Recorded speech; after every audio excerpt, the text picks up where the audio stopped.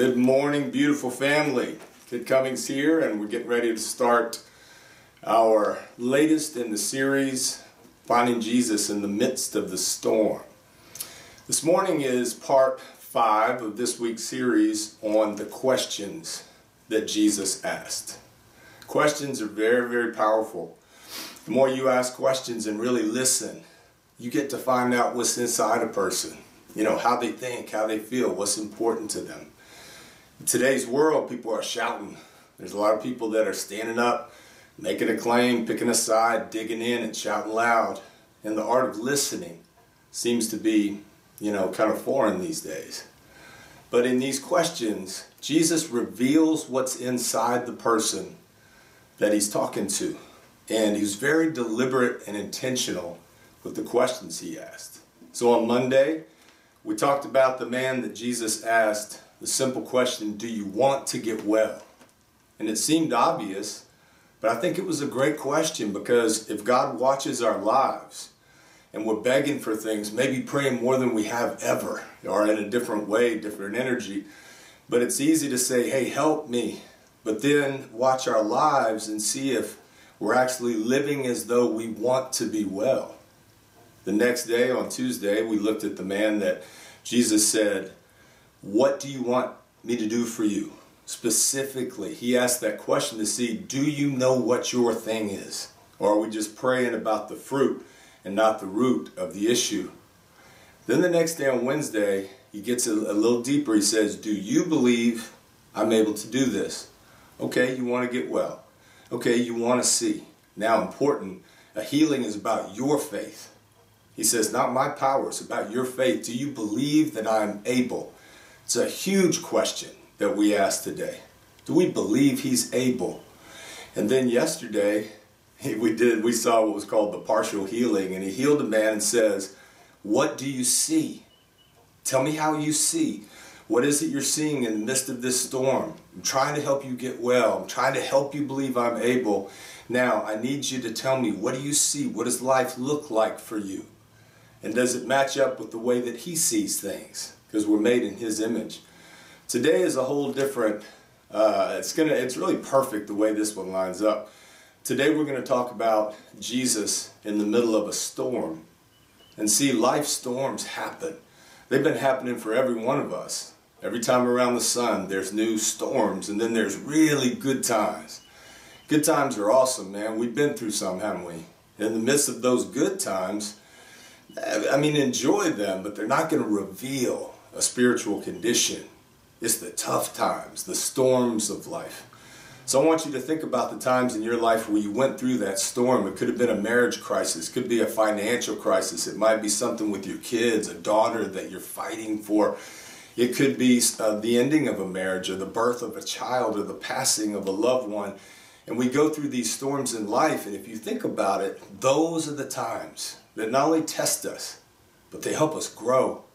Man, it's when I'm squeezed, when I'm suffering, when I've got to rely on him, when I get to the end of myself, and I've got to really start developing a relationship with this Holy Spirit that we've been preaching about, singing about for all these years. This time, man, we really figure out, are these the promises that I'm going to live by? So today we're going to look at a story that talks about the storms, and it comes out of Luke chapter 8. One day Jesus said to his disciples, let's go over to the other side of the lake. So they got into a boat and set out. As they sailed, he fell asleep. A squall came down on the lake, so that the boat was being swamped, and they were in great danger. The disciples went and woke him, saying, Master, Master, we're going to drown. He got up and rebuked the wind and the raging waters. The storm subsided, and all was calm. Where is your faith? He asked his disciples. In fear and amazement, they asked one another, who is this? He commands even the winds and the water, and they obey him. Jesus, he's in the boat, and he says, let's cross the other side. And all the brothers get in the boat with him, and as they go along, he takes a nap. Although I love that Jesus took naps, and he's taking one of the men in the boat, and the storm's coming. Jesus not stressed, so he's sleeping. And all the brothers, as the storm begins to brew and rage, all of a sudden they start feeling like it's Jesus' fault. Why'd this storm come? And it doesn't appear like he even cares. He's sleeping when we're in danger. They go and wake him up. Now imagine that. Jesus wakes up. You know how it is when somebody wakes you up. You're a little grumpy probably. And all of a sudden there's this storm and the brothers are freaking out. And they say, don't you care if we drown? And Jesus, boom, he rebuked the wave and the wind. And everything was calm. And he looked at them and said, where is your faith? I don't see it as him getting mad, where it's like, man, where's your faith? That's one kind of energy. I think it was more of a teaching moment. It's like, all right, this is a perfect time for me to ask this question. Where is your faith? How much do you believe? You've been riding with me now for a while. They've been going from town to town. They've seen Jesus heal. They've seen him drive out demons. They've seen him overcome and rebuke the Pharisees. They've seen him love people without agenda. They've seen him grow a movement where they go from town to town. Man, people flock to see this man. They have seen it with their own eyes. Feeding the 5,000, just all the things that had happened or were going to happen. Traveling with this adventurer that we call Jesus. And by this time, I think it was time to see, okay, are you getting this? Do you really, really believe who I am? Because now's the time to ask. When things are going great, when everybody's on top of the world, somebody says, where's your faith? It's easy to say, man, I'm straight. I'm doing great. I've never done better, man. Everything's good. The kids are good. My wife's good. My job's good. My money's good. The weather's good. The economy's good. Everything's good. And so that's not a time for tests. Imagine life with no tests. Imagine if our kids at school is like, hey, learn algebra. And when you feel like you've mastered it, we'll just get you on to the next grade. There's no tests or anything. I know that stresses y'all out. We don't want to test you. How in the world would you ever know what you know if we didn't have tests? What if there were no standards in your job? Just do your best and just go ahead. We'll give you, I trust that you know what you're doing. Just go ahead and do your best. If there were no quotas, if there were no tests, if there was no SAT, if there was no, when we work out, whatever it is, man, it's the struggle, it's the resistance that strengthens the instrument. And so this was the perfect time to say, where's your faith? And now we got to answer the question. Is God asleep in this storm? Don't see a lot of him on the news. All you see is the mass hysteria of this scary time we're going through. If ever there was a storm that we're going through, it's this time right here. I think it's a perfect time to let him ask us this question. Where's your faith? Is he asleep? I want you to imagine this, man. Sometimes we get a real clear look at what's going on down here. So imagine, well, first of all, I was in Kroger yesterday. And believe it or not, I got the last big old roll of toilet, big old thing of toilet paper. I can't believe it was there. I think it was up tall and it was way back. Nobody could see it. And I'm kind of tall, so I was able to see it. It was like, ah. It's, what we're grateful for now is unbelievable. But the different phases of this thing, as I've seen people, have been very, very interesting. At first, it was like denial. All right, the governor comes on and everybody's talking about this new thing. The word pandemic's being used, and we're kind of a little bit, we're not hugging people. We're kind of doing fist bumps. Remember the fist bump? Like that was going to work. And then it was like the side hug, and then it was kind of like the elbow, and then it was like, man, don't even get close to anybody. And so first it was like, it was funny. It was kind of an energy of, this can't be for real. And then all of a sudden we moved into a very interesting phase where I saw people being kind. I would go to the grocery store and I saw people, oh, go ahead, brother. It was like, I don't know, it brought out really good in a lot of people, and you're still seeing heroes. This is a time for heroes. It's a matter of who's going to jump in and be one. Anybody can be a hero. As a matter of fact, unlikely heroes are the most inspiring, not the superhero. You can be one. But anyway, yesterday it was different because it wasn't that people weren't being nice, it was they just looked beat down. I mean, it was weary, was the energy I saw in Kroger. And so we're just getting into this thing now. I think nobody's denying it anymore. and nobody's kidding around about it, you know, and people are trying to be nice, but I think this is beating us up. And I want to tell you, that is what the storm does. It rages and it pounds and it pounds, and you've got to fortify your house, and you've got to get your family together, and you've got to weather the storm. And then the next time a storm comes, man, your house is stronger and you're smarter, and the testing of life is doing what it's supposed to do. But the question remains, man, do you want to get well? What is it you want him to do? Do you believe he's able? And now it's time to say, hey, what do you see and where is your faith? But anyway, if we took what I call an alien view of this planet, and if there is intelligent life out there somewhere, which it's pretty amazing if I don't know if there's not, but imagine if they came and just witnessed this thing we call the human race, and they saw this beautiful planet, and it's just teeming with life, man. It's just beautiful. But the closer you get, the more you see the way this planet works. And we start to see how people are divided depending on where they live. And they've built borders around what is their property. And they see the way the races don't get along, and blacks and whites and browns and are all, treating one another. The rich are hoarding and the poor are suffering. And man, every time we have an election, people hate one another. We've got crime that's rampant. We've built, made a huge multi-billion-dollar business out of incarceration. We've got a drug problem. It's just like, can you imagine looking at humanity from an objective point of view and saying, what is up with those people? And yet, most of them claim a faith in God and then fight over who's right about my God, you're wrong, and we're keepers of the truth. And it's just this cauldron. And then all of a sudden something like this happens, and we go through a time of testing. About 10 years ago, coming out of the time of testing, God brought me into a new ministry in my life. And it was this prison ministry that I've talked about. And 10 years ago, I walked into a prison called Hayes up in North Georgia, and I fell in love. I fell in love with God in a whole new way, because I saw him in the midst of a storm. Can you imagine living in a storm always? And just put aside, what you think about what people deserve and who deserves what and who we should separate.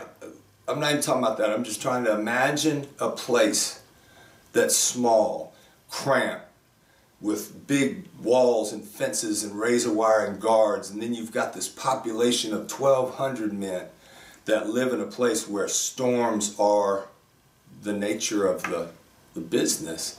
And you learn to live in those storms. And then I'd never been there. I just heard things, so I went into this place which became my field of dreams. But this is where God, he's so in the details, and he'll give you exactly what you need, who you need, right when you need it. And this was a time in my life, man, I needed a best friend, and I needed my faith to come back to life. I'd been through the storms. I was tougher, but I was trying to figure out, man, what's he want me to do? And I walked into this place, and it was a big program we were doing, and I sat on some bleachers, and one guy came and he sat beside me, and there were many men around me, but this man, we just started talking that day. And we started just becoming friends. And every time I would come back, I wanted to see my friend. And I was making a lot of friends, but this one guy, they called him Sir Brown. Everybody calls him SB. He's about my age, and we're totally different, from different walks of life, yet we've become brothers. In over 10 years, man, you should see the letters that he's written me, and the times I've gotten to see him at different, when I was able to go into a prison where he was. I got to know his family from New Jersey. His father is a preacher in a little storefront church in Jersey City. And I've been in there, and I've preached twice, and I've met his family and grown close to them. And so I've stayed connected to this man, SB. And he's become more than just a friend, man. He's a confidant, he's a consigliere, and he's an advisor, and he's a friend, and he's a brother. He's a bodyguard for me. I think he has saved my life before. And we pledged our friendship and brotherhood together to one another. And 10 years later, this past year, I was able to go and start working again in a prison where he was. He's been bounced around like they do. They ship him around. This guy, he happens to be doing a life sentence. And I finally got to go and see him again. I was going every Thursday down to a prison, and one of the state prisons, maximum security. And I got to see my friend SB again. It was like a homecoming. Every Thursday I'd go down, and we started this peace movement at this prison that he helped design back in those early days at Hayes. Man, when these things were just, they were so brand new. I'd never seen miracles like this. It was me and SB, and there was a lot of a cast of characters that helped us this thing, but he was the constant, and he became kind of the underground leader of this peace movement that we called POP, the Power of Peace Project. And as more and more inmates started to jump on board, and we got different gangs involved, and the gang leaders started coming and helping us, and we developed this peace council, magic happened. And that's what put me on the road on these prison tours and doing and writing these books and doing the things that have taken me on this 10-year journey. But SB is the one behind the scenes. I'm out there and getting the accolades and people talking about this prison peace movement. He's boots on the ground behind the scenes. He's living in the storm. And now the door's shut again. With all this going on, I can't go back to my prayer. I can't go and see my brother SB, but he writes me things. Do you know that God has raised him up to lead this peace movement now? He's bringing rival gangs together. He's working with the warden. They've developed a peace council, and it broke my heart when I couldn't go in anymore, but I believe what God was saying is now it's his time. Man, he's my Mandela. He's my king. He's my Gandhi in that place. And he is becoming a chain gang legend. Gang leaders come to him and get advice. Man, I look to him for advice, and he looks to me. And I pray that you have a friend like that. But I want to recognize and uplift all the brothers and sisters out there that, are out there that I'm talking to, that behind the scenes, man, you are boots on the ground. Man, you're the one in that storm, and you're being that for your family. You're being that for your husband, or you're being that for your parents, and we're coming together. I want to say, man, well done. We need some people to stand up in the storm and see him. He's not sleeping. Man, he is so involved in this. I mean, he's intimately involved. You can't get any closer to him. And the storms is when he does his best work, as we try to figure out, man, where is my faith? So I look at my friend SB, man, his attitude is incredible in the storms in his life. Man, he's fighting for the brothers that could be his enemies, man. He's helping young brothers get their GED. I look at SB and say, man, I feel like I'm in prison again, you know what I'm saying? It's like we're locked up in our own houses, and I look at his attitude, which is gratitude. And he doesn't believe God's sleeping. He believes his life's not over, even though he's doing life sentence in a maximum security prison. He found his faith. What about you? What about me? I want you to think about your storm. And during this time of testing, when we are being really squeezed and stretched, I want you to think of your one thing. What is your storm? What is your battle? Which hill do you need to take? What's your Goliath? And let's go to war on it. I mean, the good fight. Do you want to get well? We have time right now to do what the doctor is telling us to do. What do you want him to do for you? Specifically, I'm praying for a miracle in your marriage, that you fall in love with your wife again. I'm praying for miracles for your kids, that they come back to God again. I'm praying for a miraculous healing if you're physically suffering. I'm praying for a miraculous job offer out of nowhere that comes out of this storm. When everybody else is fretting, you have found your miracle and you've attracted your Savior. Man, whatever your thing is, I'm praying for that addiction that you're trying so hard. Man, don't give up 5 minutes before your miracle happens. Let this time refine us as gold in the fire, burning away all the impurities. See, that's what he talks about, that our faith will be refined as gold in the fire. You heat and liquefy gold, and all the impurities rise to the top, and you scoop it off, and it's pure gold. Man, I want that. Imagine a time. I pray it's soon, a month, 2 months, 3 months, whatever it is, to get through this thing. We're going to be so grateful, but man, we are going to be strong. Can you imagine we take this new faith into our neighborhoods and communities. We take this new faith into our jobs. Man, we take this new faith into our families.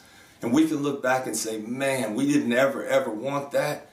And it was tragic, but look what happened. Spiritual heroes are born. Warriors are forged. You gotta slay some dragons, win some maidens, take the castle. You know, that's what this thing's about. Man, find your symbol. Me and Roots, I can't even preach without Roots anymore. So is he asleep? He ain't asleep. Man, is he absent? He's very present. Is he concerned? He cares more than we do. You know that he cares more about your spouse than you do even. He cares more about our children even than we do. He cares more about our precious soul. And I'll close with this. Inside of every one of us is this golden orb of light, this soul, this God stuff that we came into the world with. And this beautiful ball of light, which is the soul, the eternal you, the one that's going to go somewhere and live forever when this tent of the body is put aside, this golden ball of light, which is pure God stuff, it remains. But every year around the sun, it gets covered up a little bit more. And the world starts telling us who we are. And then we get hurt, we get damaged, we go through loss. And a lot of times we become a little jaded. We become a little, I hope not, resentful or bitter. And then that ball of light is trying so hard to emerge. But man, the world has covered it up and has put a bushel on top of our light. And then it takes something, anything, to test us, to help us to remember who we really are.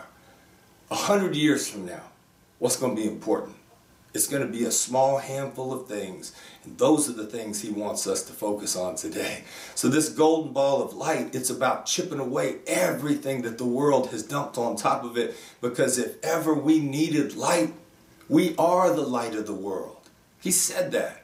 Man, a city on a hill. Right now, we need to be attracting people that are scared, that don't have faith, that don't know about this God that we've been singing about for a long time and studying about and praying to and talking about and discipling about and counseling, training. Now it's time for that light to be the light of the world. You know what heals disease and kills virus? Light.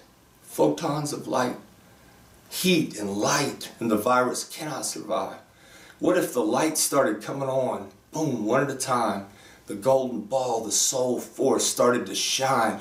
Because without the darkness, you can't see the stars. So what if all of a sudden faith becomes alive in you again? You begin to shine in your household and shine in your neighborhood. And imagine just little bursts of light starting to come on around the world. And that alien view, all of a sudden something happens. And now there's not a dark contagion, there's a light wave that starts to sweep across the world as we feel one another's pain. As we start to lift up the least of these, because now we feel like the least of these. You know, when we start to sing a new song and preach a new message, man, this time right here should be giving us some powerful stories that we're going to preach. You want to do good spiritually? Start preaching every day. You know, start coming up with some things on social media you can do to inspire other people. I see y'all out there. There's a lot of you guys that are blasting positivity, and God bless you. We need more light. More and more lights come on. This virus has no place to hide. It will die because light kills the virus.